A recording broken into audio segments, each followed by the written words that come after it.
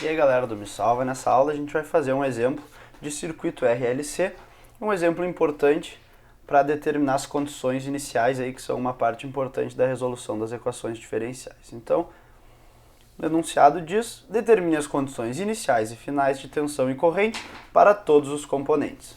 O nosso circuito é esse aqui, mostrado na figura. Os valores de cada um dos componentes são esses aqui. Então a gente tem uma fonte de 7 volts, uma corrente inicial no indutor de 10 mA, uma tensão no capacitor de 5 volts, um resistor de 1 kΩ e um indutor de 5 mH. Então vamos começar resolvendo as condições iniciais para cada um desses componentes aí. Primeiramente, a corrente no instante inicial.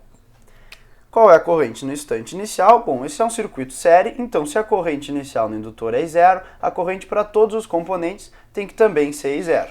Então vamos anotar aqui que a corrente no instante inicial,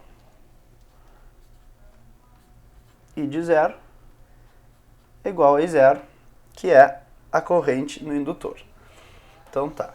Agora vamos determinar qual é a tensão inicial no capacitor, que também é bem fácil, porque a gente já tem ela dada aqui. A tensão inicial do capacitor é dada por Vx. Então, a gente tem que Vc de 0 é igual a Vx. Substituindo aqueles valores que a gente tem ali, o I0 é 10 mA e o Vx é 5 volts.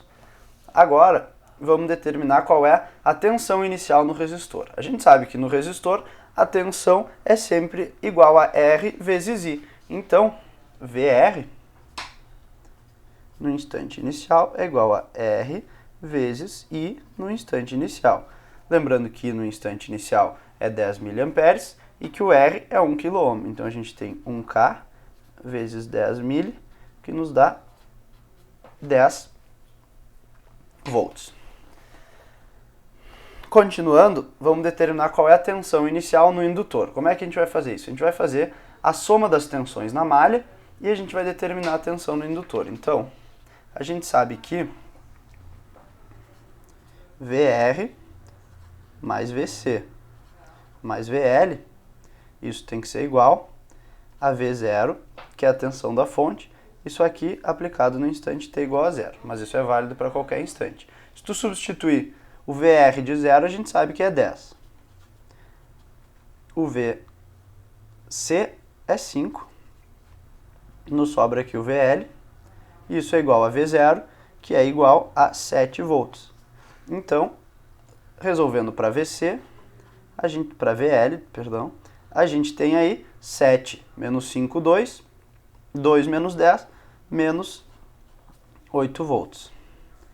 Então a gente descobriu a tensão em cada um desses componentes. Agora vamos descobrir qual é a derivada da corrente no instante inicial, porque essa vai ser uma das condições iniciais também da nossa equação diferencial para a corrente.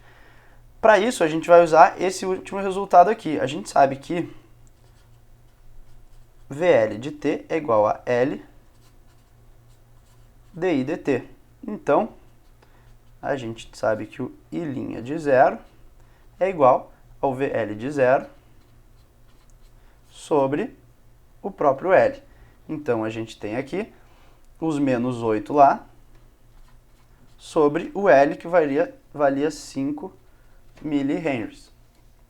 Resolvendo isso aí, a gente fica com I' de 0 igual a 8 dividido por 5 é igual a 1,6 vezes 1.000, isso dá 1.600 negativo. Menos 1.600, qual é a unidade aqui? Amperes por segundo, porque é uma derivada de corrente.